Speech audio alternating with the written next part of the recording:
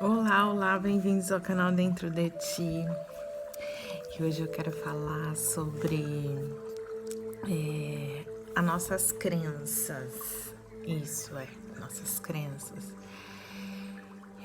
Eu tenho visto aí no Brasil que tem acontecido grandes transformações com as igrejas, né? As igrejas evangélicas. E eu lembro que quando eu era criança, tinha uma garota só que era crente. E ela estava sempre vestida de uma forma bem singela. Ela tinha o cabelo bem comprido.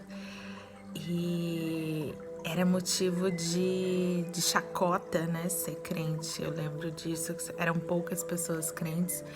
E aí eu ouvia falar, não se mete com crente, não.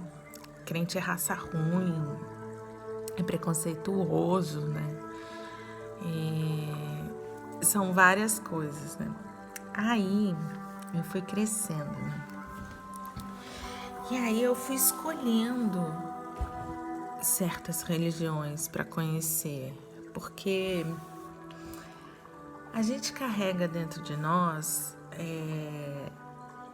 muitos traumas, anseios, medos, e determinadas fases da nossa vida a gente fica super desesperado. O que a gente vai fazer com a nossa vida, né? Principalmente se você não teve uma estrutura familiar que te desse uma condição básica de sobriedade. Né? Então, você cresce viciado, né? Você cresce totalmente com valores distorcidos. Você cresce querendo morrer, né? Num suicídio inconsciente. Então, eu acredito que muitas famílias do Brasil, eles têm esse perfil, né? Então, é um perfil de violência doméstica, um perfil de abuso, né? Abuso sexual familiar.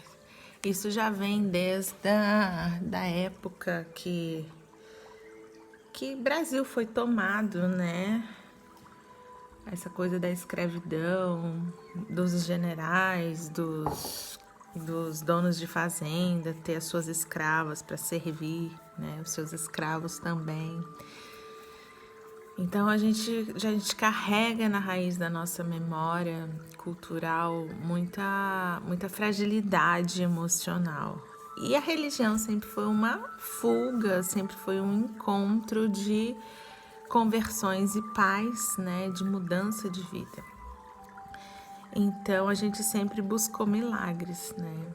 E eu trabalho com milagre, eu acredito no milagre. E isso para mim assim é o que move a minha vida, são pequenos milagres conscientes, né? Eu acredito que o corpo ele tem um poder muito grande de transformação, principalmente quando há um despertar de consciência, né? Então, o que são as conversões? São esses despertares de consciência e que você consegue transcender o seu estado animalesco, o seu estado ignorante para um outro estágio, sabe? Porque assim vão caindo véus da nossa ignorância, a gente vai começando a enxergar coisas que a gente não enxergava. E assim, não adianta as pessoas falarem pra gente, é aquilo que eu falo, é o poder quântico das emoções. Quando esse poder quântico, ele dá um estalo na gente, que a gente pode... É uma coisa única. Eu tento explicar várias vezes isso aqui nos vídeos, mas eu não consigo, porque é como se a gente visse a vida de um jeito um dia e depois desse momento a gente consegue enxergar a vida de uma outra forma, né? E eu lembro que eu busquei muitas igrejas, porque eu sempre fui uma pessoa que as coisas precisavam ressoar com o meu coração. Eu precisava sentir na alma a sinceridade e a verdade, né? E assim, E as pessoas não são verdadeiras, as pessoas não são sinceras. A gente está nesse estágio de despertar e de se melhorar, né? E aí o que acontece? As religiões, elas também são ignorantes, elas também têm os seus véus e manipula a gente conforme a sobriedade delas. E nós, como a gente está extremamente fragilizados, porque assim, a gente carrega cruz, a gente sobe escada, a gente faz promessa, fica fazendo aí, contando bolinha, 1 dia, 2 dias, a gente fica nessa questão do sacrifício, né? Que é o que a igreja, a religião ensina pra gente. Aí o que isso faz? Isso alimenta uma coisa chamada culpa. A culpa que é a questão do ficar repetindo o mesmo erro. Não que a gente não precise assumir as responsabilidades do que foram feitas. Mas aí, né, diz lá na passagem da Bíblia que Jesus fala assim: vai e não faz mais. Simples assim. Ele não fala, olha, vai lá, reza 1000 Ave Maria, canta não sei quantos mantras, sobe lá no alto da montanha, fica de jejum 5 dias. Não, vai lá e não faz mais. Só que se vai lá e não faz mais, as pessoas sentem um vazio muito grande. Elas mesmas se punem. A igreja mesmo faz o cristão pecar, entende? Eu acho que a comunhão com Deus é uma coisa tão única, é uma coisa tão particular. Ninguém tem que vir falar para você como que você tem que fazer. Só que esses mandamentos foram dados, né, para nós, porque a gente vivia orgias, a gente vivia barbáries, a gente vivia assassinatos horrorosos, né? Os povos entravam em pequenos povos e matavam os homens, ficavam com as mulheres e com as crianças, né? Se você estuda a nossa história, é bárbara, né? De essa violência toda. Então, agora eu tô estudando a Cabala e eu tô começando a ver a Bíblia de uma outra forma. Eu só tô começando. Eu vou até fazer um vídeo depois que eu terminar esse estudo, que eu acho que vai ser uns 4 meses. Porque já o que eu já tô vendo, assim, a gente é muito enganado e a gente é muito manipulado pelas crendices humanas e ignorâncias temporárias, né? De geração em geração que foram passando os ensinamentos pra gente. E a Cabala, ela fala da Bíblia, né, em códigos e o que tá por trás de cada código, né? Então, a gente se revolta muito com a barbárie humana dentro da Bíblia, mas a gente não sabe o que está por trás e as explicações exatas que realmente fazem sentido e que te traz uma certa paz e coerência, porque a manipulação emocional, ela faz a gente viver loucuras, extremismos. Então a gente mata em nome de Deus. A gente cospe no outro que não é da mesma religião que a gente. Então a gente acaba vivendo uma mentira, né? E eu sempre entrei em muitas igrejas e as pessoas sempre vinham em volta de mim e oravam e pediam para eu ficar. E eu entrava assim de pé no chão, com a Bíblia debaixo do braço. Eu estava no meu momento de conversão e não foi fácil. Eu sempre fui uma mulher muito forte, mas muito, muito, muito viciada, né? Eu bebia muito, eu usava muita droga. Eu sempre gostei muito de fumar maconha, essa que era a verdade. Fumar maconha para mim era, eu acho assim, até o que foi que me salvou foi eu ter fumado maconha 15 anos do que eu ter tomado remédios antidepressivos e a maconha você tem uma certa ligação com a natureza. E eu tinha uma outra relação também, né? Depois que eu descobri a natureza, que eu fui embora com 19 anos, eu pude ver a vida de uma outra forma, né? E eu estudei demais a Bíblia e eu comecei a ler a Bíblia porque eu encontrei o meu retrato, o meu desenho. Eu lembro que era um cabelinho todo enroladinho, uma boquinha vermelhinha, uma florzinha no cabelo, uma garota desenhada numa revista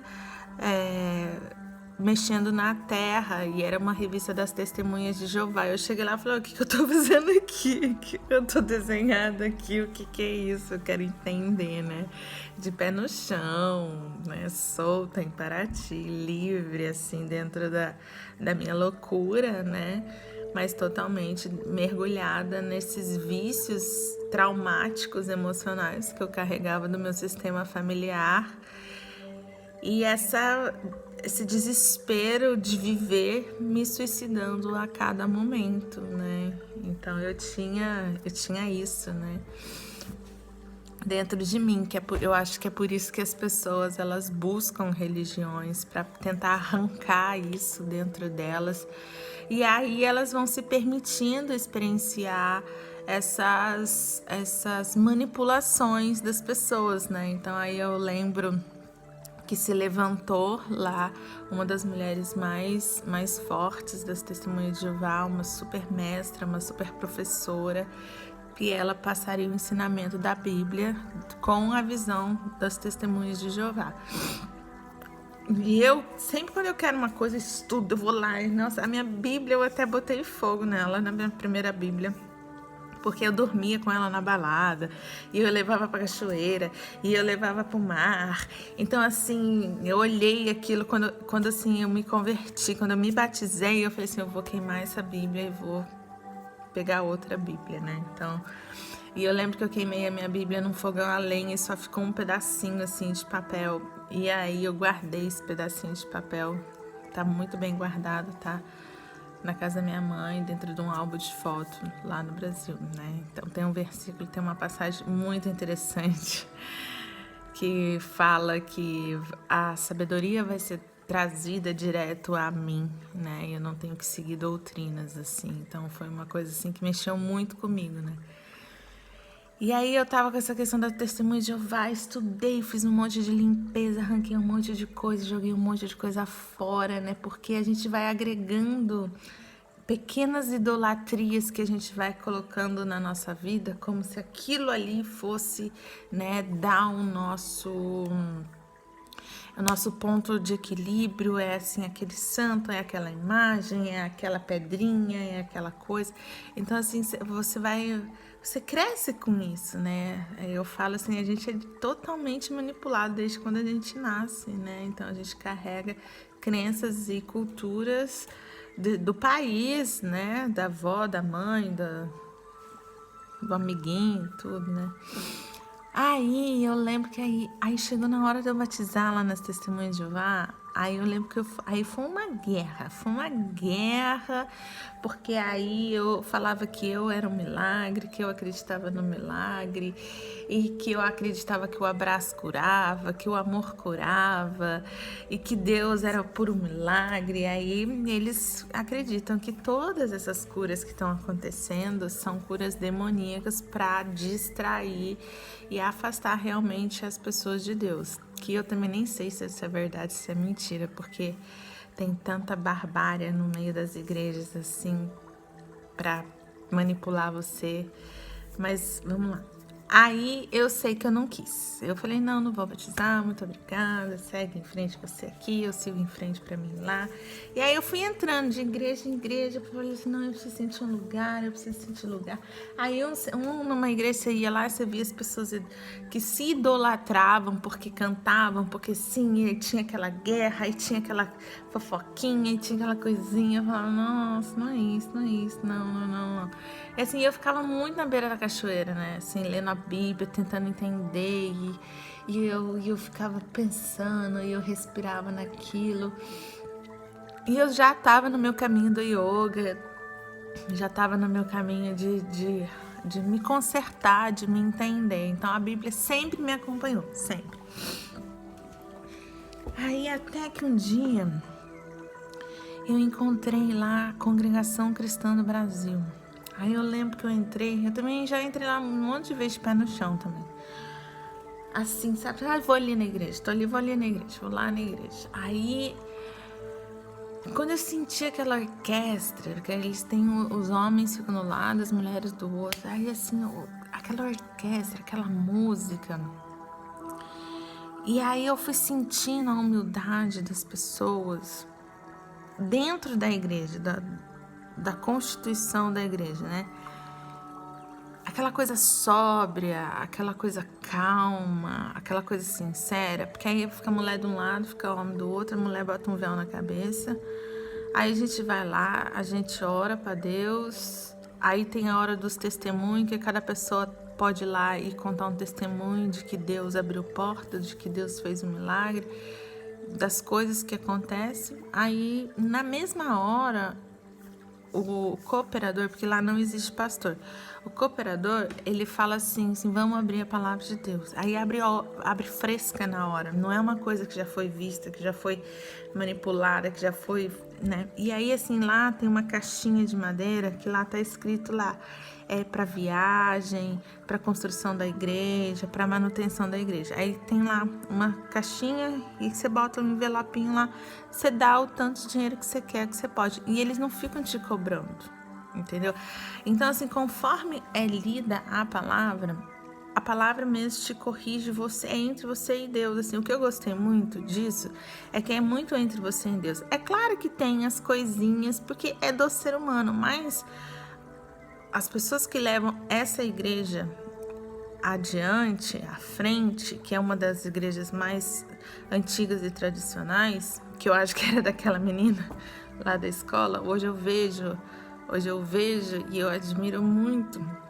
Eu não lembro o nome dela, mas eu vejo ela assim, eu vi ela com essa integridade da igreja, assim. E isso me tocou muito, me tocou bastante. Eu pude encontrar a sobriedade que eu buscava de Deus dentro daquela igreja. E a comunhão que se tem lá é um estado de graça tão grande. É uma das coisas que eu mais sinto falta aqui na Alemanha, é a comunhão da igreja, da congregação cristã no Brasil. Eu sinto muita falta, muita falta. Até uma amiga outro dia me mandou um culto pela internet, que agora, né, não pode mais fazer por causa da pandemia. E eu sou muito, muito agradecida por pessoas viverem essa fé dessa forma tão sóbria e tão respeituosa, né? Então ninguém tá ali para te usar, ninguém tá ali para usar o teu dinheiro, ninguém tá ali para ver quantos carros que você tem, ninguém tá... É entre você e Deus. Você vai lá, você lê a palavra, você ora, entendeu? Eu acho muito importante orar pelas pessoas. Eu oro pelas pessoas dentro do meu trabalho terapêutico. A primeira coisa que eu faço quando eu recebo uma pessoa, eu entro em oração. Eu tenho o meu jeito doce, colorido. Eu tenho várias sabedorias, né, agregadas dentro, né, da minha formação, né? Até um dia uma das testemunhas de Jeová falou para mim que Deus ia me usar para tocar as pessoas inimagináveis, né, que jamais aceitariam escutar a palavra de Deus e conseguiriam sentir Deus através das minhas palavras, que eu sei usar as palavras dos homens para falar de Deus, né? Então, para mim sempre foi Deus em primeiro lugar. Quem me conhece sabe. E não sei, né? Eu já passei por diversas profecias, por diversas bênçãos. As pessoas sempre falavam, né, nas orações, coisas maravilhosas para mim. Mas dentro da congregação cristã, eu senti paz. Eu senti muita paz, assim, tipo de ver que o ser humano tá ali, ele tá doando um tempo dele. E aí tem os moços que tocam os instrumentos, as mulheres tocam órgão, tem um equilíbrio, tem uma sobriedade. Então não tem foco, não tem plateia, não é um palco, sabe? E eu sinto muita falta dessa comunhão, né? Eu sempre falei que a primeira coisa que eu ia fazer quando eu chegasse lá no Brasil era ir na igreja, né? Porque você sente uma alegria, assim, de graça, sabe? Eu não sei explicar. Eu lembro que eu sempre andei muito de bicicleta e fui pra lá e fui pra cá. E eu lembro que as pessoas falavam assim, que tá rindo à toa aí, é porque tem Deus no coração, né? As pessoas mexiam comigo na rua, eu morava numa cidade pequena e as pessoas me viu, né? Fiquei quase 15 anos em Paraty, então eles me viram chegar uma menina e virar uma mulher assim, né? Então as pessoas, a gente tinha uma certa intimidade, assim. E eu sorria à toa, eu vivia sorrindo à toa, sabe? Pra mim tava sempre tudo muito bom, tava tudo, porque eu sentia essa comunhão, eu sentia esse fervor, essa entrega das pessoas com foco em Deus. Não era o foco no hino, não era o foco na música, não era o foco sabe? Era... A gente ia lá porque a gente tava querendo saber a palavra de Deus, né? Hoje, estudando a Cabala, eu vejo também que as pessoas não sabem usar a palavra de Deus e muitas das pessoas estão usando da melhor forma possível dentro desses véus, assim. Então eu tô podendo enxergar a palavra de Deus até de uma forma mais sóbria, mais material do que espiritual, né?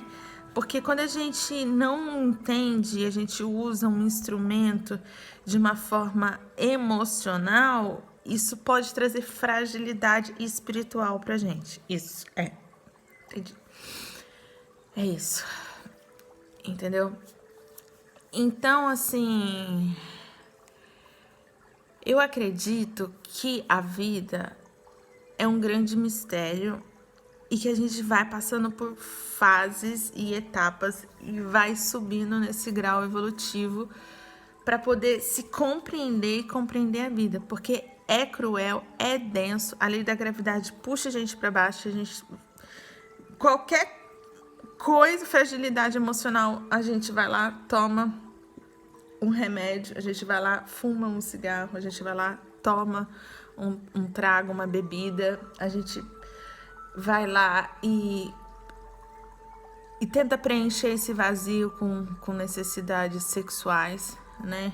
Então a gente vive muito enganado e é isso que a mídia quer, é isso, né? Afastar a gente do nosso processo e ficar no pão e circo, né? Carnaval, samba e futebol, né? Futebol, carnaval e samba, né? Que é o pão e circo, né? E fazer da gente escravo de um sistema, né? Que você tem que ter a roupa mais bonita, você tem que ter o carro mais bonito, você tem que para ser aceito, né, para ser reconhecido, você tem que ter formação, você tem que estar casado, você tem que estar com filho, senão você é olhada como uma ameaça, né? As mulheres olham você como uma ameaça porque você não é casada, porque você não tem filho, que você pode roubar o meu marido, né? Nossa, tem tanta coisa aí no Brasil que morando aqui assim, eu fico de cara como que a nossa cultura é infantil e doente. E doente, sabe? E a gente nem tem culpa porque já é de uma geração que já veio muito violentada, né? Então, quando as pessoas falam, fica em casa, como é que uma professora fica em casa, né? A gente é tão... O brasileiro, se ele não trabalha hoje, ele não come amanhã, aí vai morrer de fome porque tá em casa. E o governo sustenta a criminalidade, né? De uma forma muito cruel, né? Então, assim... Eu acho que esse vírus ele veio para abrir os olhos, né? Tirar as máscaras das pessoas e tá varrendo, assim, passando um pente fino na área religiosa, na área, né, na política, na área religiosa, na parte social e principalmente fazendo essas mudanças de visão interna da gente, né? E a gente, quando a gente busca um milagre, a gente não tem muita noção do que é esse milagre, né? Então, tipo aqui... Eu tô aqui, eu quero um milagre. Deus me dá um milagre. Só que assim, pra você ganhar um milagre, essa pessoa que você é agora, vamos falar assim, eu aqui agora, do jeito que vocês estão me vendo aqui, fala, Deus, por favor, eu preciso de um milagre. Aí vão acontecer coisas comigo que essa pessoa aqui precisa morrer. Eu preciso estar disposta a abrir mão desse velho para que venha um novo.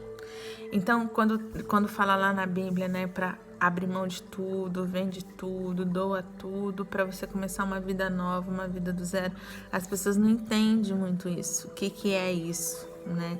São essas mortes internas que a gente precisa fazer, de valores e de crenças errôneas. Então, toda vez que você for pedir um milagre, você pode ter certeza que o sacrifício que realmente você vai ter que fazer é essa mudança de visão, de hábito, de postura que você vai ter que ter. Não se barganha com Deus. Eu te dou isso, você me dá aquilo. O mundo espiritual, ele não tem... você não compra um mundo espiritual com as coisas materiais, entende?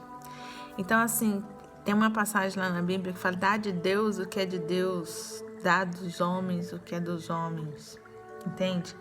Então, acho que as pessoas precisam ter sobriedade e humildade de saber que o que Deus quer é uma postura do teu coração, não é o teu carro, não é a tua casa, entende? Porque Deus deu a mente pra gente e deu a capacidade da conquista.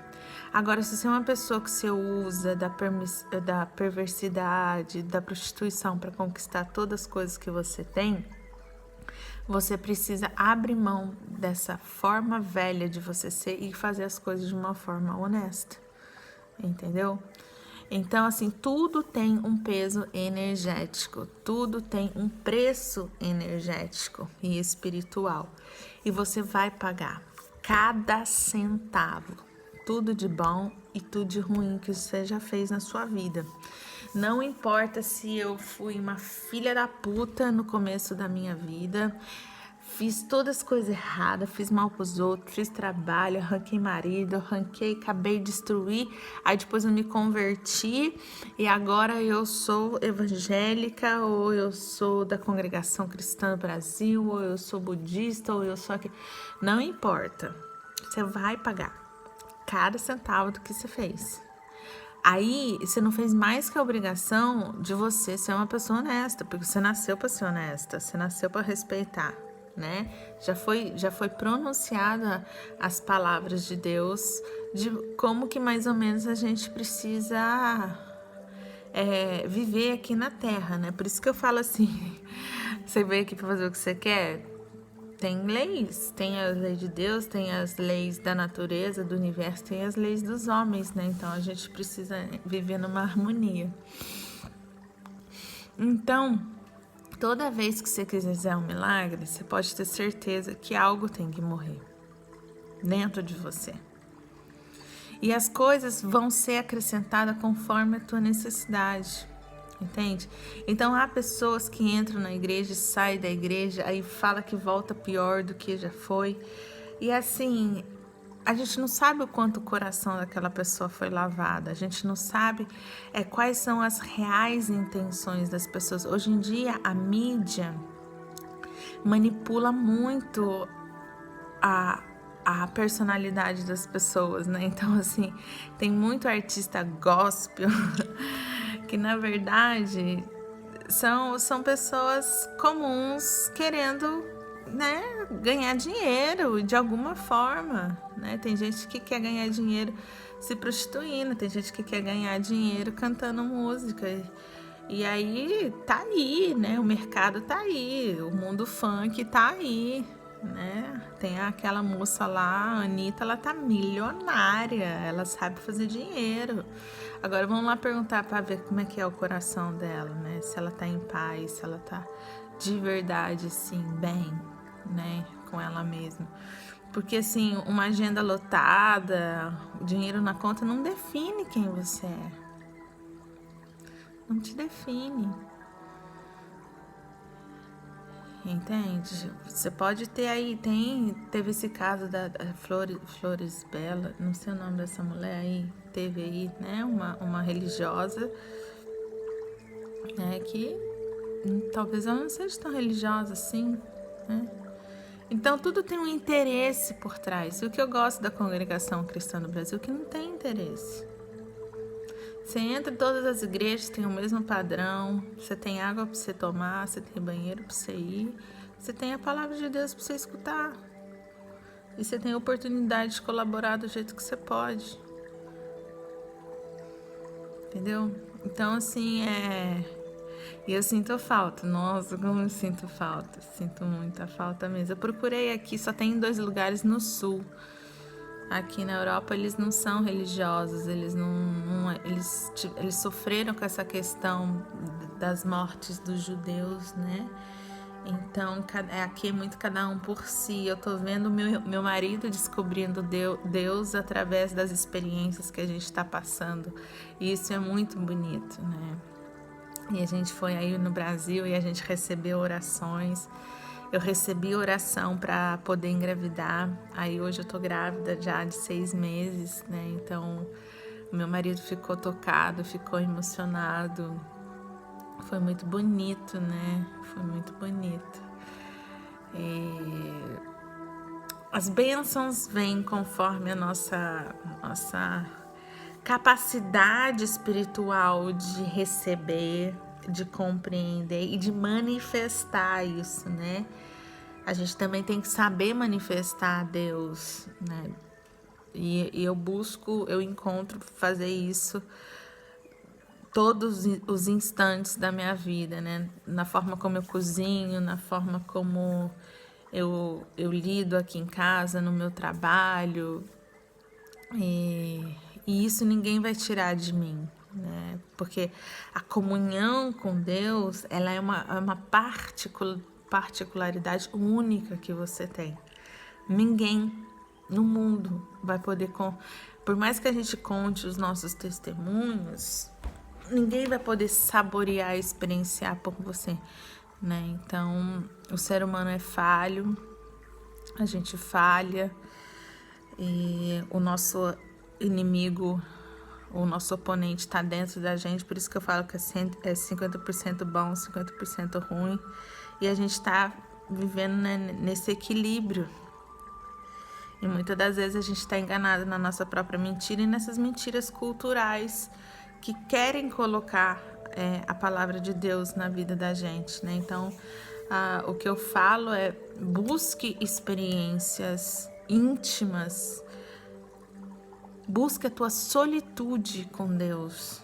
Quando você se encontrar dentro dessa solitude, Deus se revela para você e você pode experienciar esse estado de graça, esse estado de alegria profundo, um estado de paz, de harmonia, de gratidão tão grande, tão grande, tão grande, tão grande, tão grande, que é, assim, inexplicável.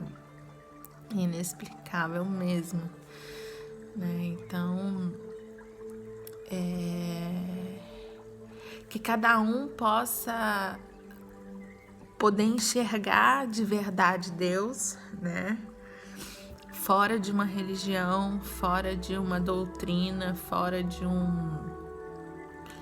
uma condição, né? E que possa viver e experienciar Deus com a inocência de uma criança e a beleza das flores e a doçura das frutas, né? Eu acho que isso foi a coisa mais importante que eu pude experienciar e é isso que me dá vida, é isso que me deixa viva e que eu possa seguir em frente, tá? E aí tá dentro de ti, né? É isso.